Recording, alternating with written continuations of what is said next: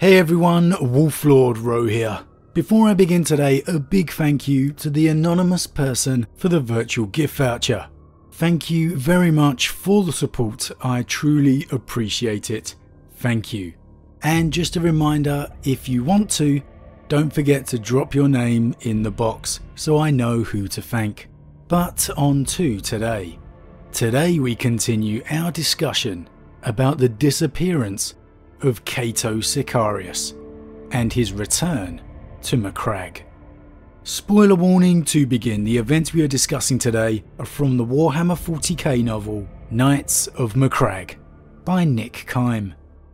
As always, I really recommend you read the novel for yourself first, as that's the best way to enjoy the lore for yourself.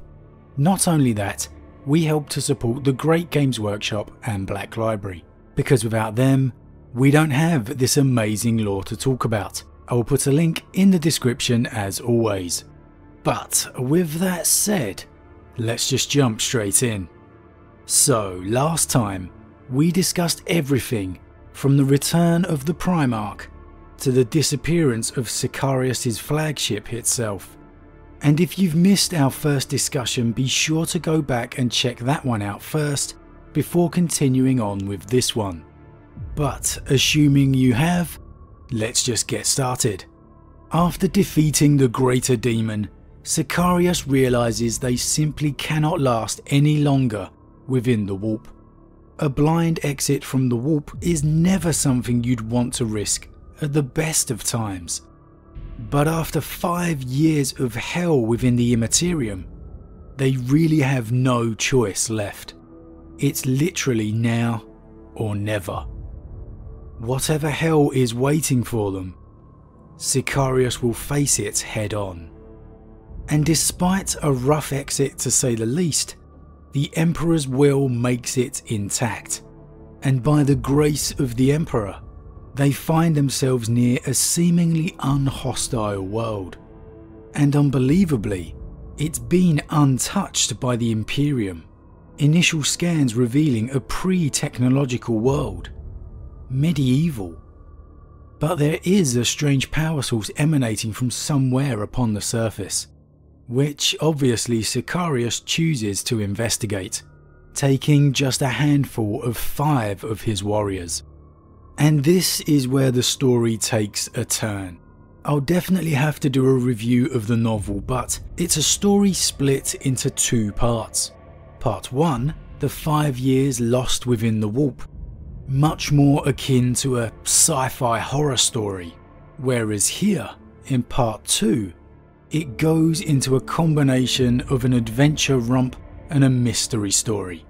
And I'm not knocking it at all because I unashamedly enjoyed it. Take the movie The 13th Warrior with Antonio Banderas, combine it with an episode of Star Trek, and this is what you get. And honestly, the results are a pretty fun read. Their Thunderhawk crashes upon the surface, strangely losing power midst flight, and Sicarius and his band of not-so-merry men venture off in search of civilization, eventually coming across a patrol of horsemen from a realm known as Pharaohdom. And despite only being equipped with their ragtag piecemeal armour and swords and spears, the Ultramarines quite easily still outmatch these warriors. But while they may not have knowledge of the Imperium, they are still human, and so deserving of the Emperor's protection.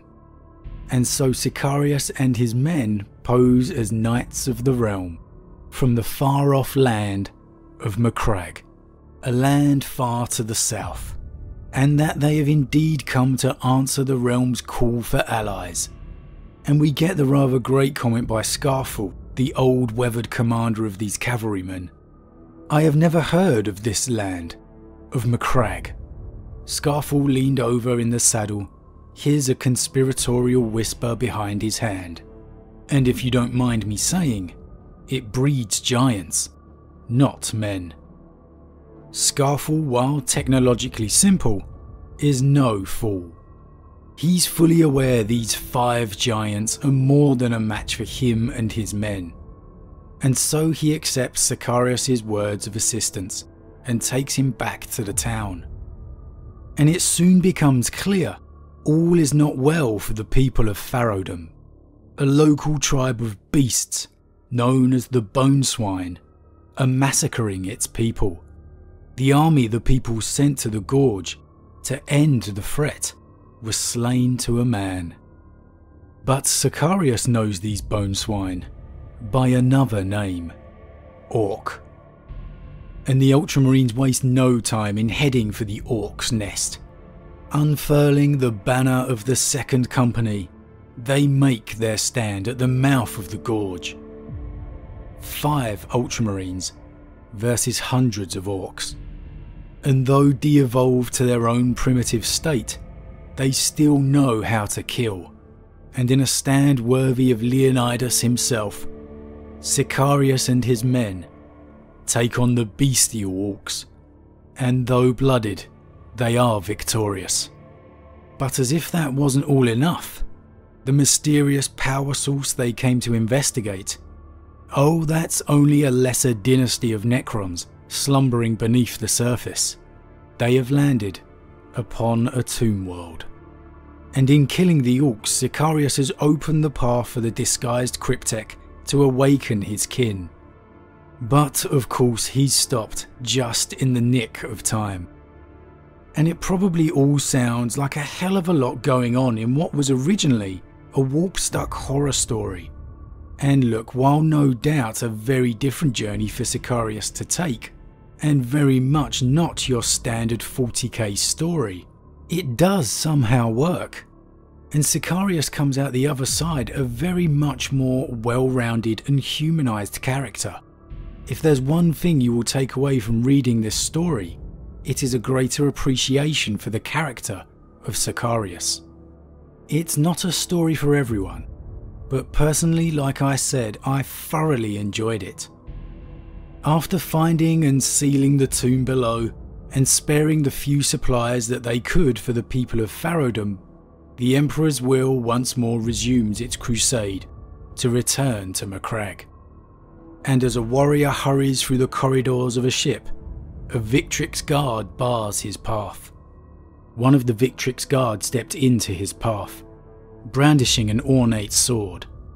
The eyes behind the retinal lenses of the guard's gold-winged helmet were unwavering.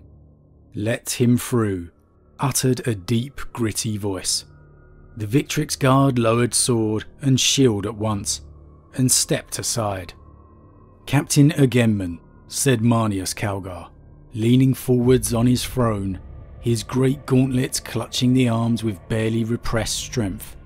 The chapter master of the Ultramarines radiated dominance and power. He was resplendent in his artificer armour, and one of the greatest warriors and commanders of Ultramar. One did not intrude upon his chambers lightly. "I assume you have urgent news," he said.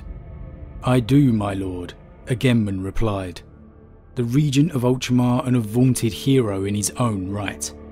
He bowed on one knee, showing the proper deference before rising and standing straight as a mast. "It must be some matter of import, if you are here bringing it to me yourself." Agamemnon removed his helm.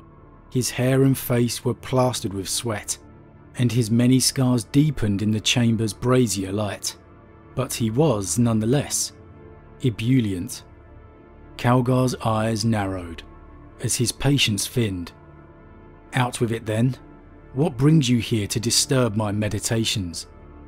Agamemnon smiled proudly, his chest filling with purpose and belief. "He has returned," he told Calgar. Calgar's eyes widened, and he shook his head in joyful disbelief. He laughed loudly, and the sound carried throughout the room. "I never met an Ultramarine harder to kill than him. Thank Guilliman. Sicarius has returned." And there we have it. The return of Sicarius. I must admit it's a little surprising seeing Agamemnon so happy that Sicarius is back. They've definitely had a rivalry of sorts built up in the lore over the past. But still, Why wouldn't he celebrate the return of a much needed warrior to the Ultramarines fold? Regardless of your opinion of Sicarius, he is definitely a needed sword. There are few warriors within the ranks of the Ultramarines that could be called his superior. Where it goes from here, well, who knows? It hasn't yet been clarified if Sicarius will take back command of the Second Company. I'm assuming we'll get an answer to that in the upcoming new codex. In the novel Plague Wars, Sicarius was still only the captain of Guilliman's Victrix Guard, and the temporary captain of the Second Company was still in place. It'll be interesting to see where they go with that. But I'm not going to lie, a new upgraded Sicarius model accompanied by his Knights of Macragge, an elite formation of Victrix Guard? Now that would be a box set that definitely got me started on Ultramarines. But as always guys, what did you think of Sicarius' time away? Are you surprised they ended it so quickly? Do you think it could have been expanded upon more within the lore? With rumours of Sicarius' sighting? That he could still be alive out there somewhere? Or do you think it is better that he is back? Does he bring much needed character to the Ultramarines? And is he the future replacement for Calgar? As always guys, drop your thoughts in the comments below, I love to read them. A huge thank you to all my subscribers, your support really means a lot to me, it truly does. And if you're new, please consider subscribing to help the channel grow. And if you enjoyed this particular vid, then why not drop a like on it too. But with that said, I am off, and I'll see you all again real soon.